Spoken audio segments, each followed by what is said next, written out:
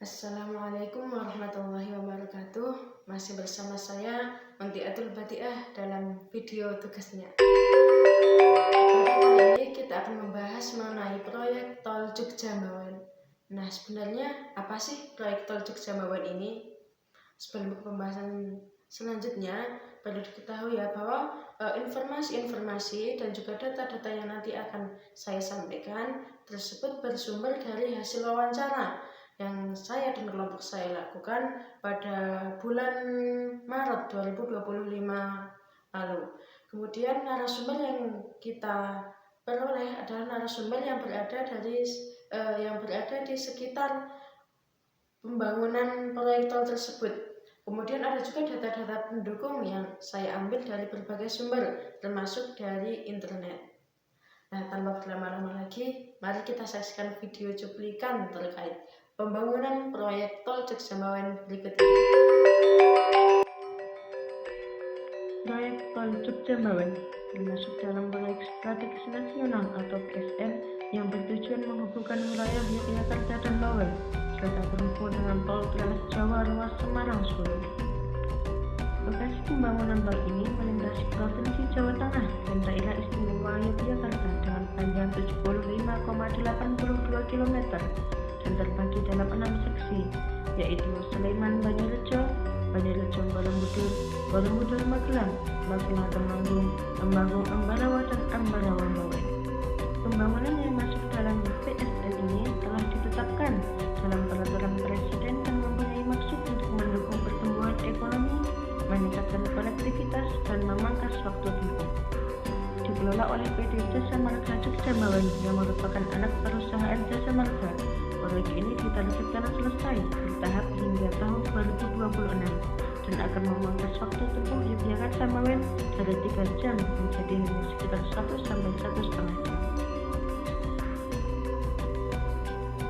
Nah, dari video tadi dapat kita ketahui nih bahwa proyek pembangunan Tol Jogja-Bawen lahir dari ketetapan yang termuat dalam Peraturan Presiden.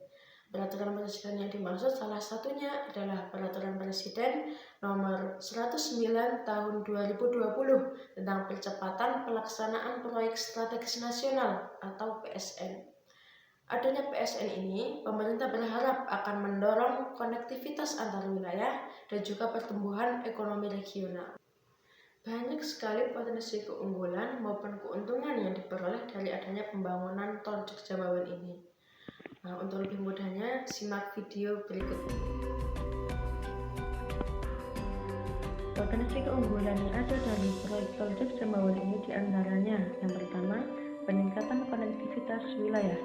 Jalan Tol Yogyakarta-Bawen secara strategis menghubungkan wilayah Provinsi Daerah Istimewa Yogyakarta dengan Jawa Tengah, khususnya daerah Semarang dan sekitarnya.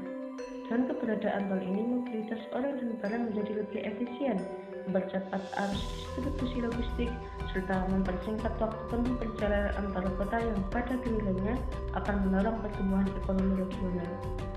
Yang kedua, penguatan daya saing ekonomi pembangunan. Tol ini berpotensi memperkuat daya saing kawasan melalui penciptaan klaster ekonomi baru, khususnya di sektor perdagangan, logistik, dan pariwisata. Yang ketiga, dukungan terhadap pariwisata Yogyakarta dan sekitarnya.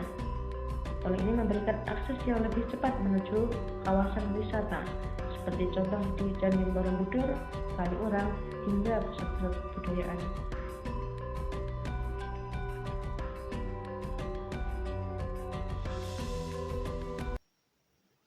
Namun, layaknya koin ada sisi angka, ada sisi gambar. Layaknya nasib ada yang baik, ada yang buruk. Demikian juga dalam proyek tol ini. Di samping potensi dan keunggulan yang banyak sekali, tidak menutup kemungkinan dampak negatif mulai dari problem, masalah, dan juga kerugian yang ditimbulkan oleh proyek ini. Terlebih lagi, kerugian yang dirasakan oleh masyarakat sekitar, yakni masyarakat di daerah Kecamatan Bawen. Di samping keunggulan, proyek Tol Jogja-Bawen juga menimbulkan masalah sosial pembangunan. Di antaranya, ruang partisipasi masyarakat sangat terbatas, sehingga partisipasi publik terkesan hanya formalitas. Terkait dampak lingkungan, polusi debu semakin meningkat kebisingan karena truk-truk besar dan juga mobil-mobil berat terjadi. Kemudian getaran akibat pembangunan yang dapat merusak rumah warga. Pencairan dana lambat menimbulkan beban ekonomi, terutama bagi warga berpenghasilan harian.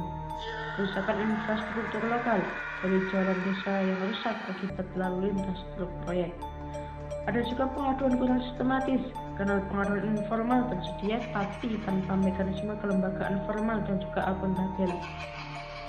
Kompensasi tidak memadai. Nilai ganti rugi yang dianggap sebagai nilai ganti untung dianggap tak sebanding dengan kerugian ekonomi dan juga sosial.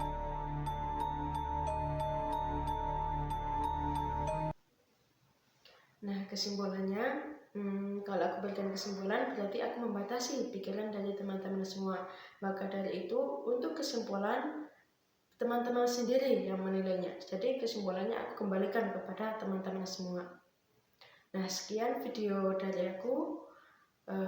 Mohon maaf yang sebesar-besarnya atas kesalahan yang baik aku sengaja ataupun tidak. Wassalamualaikum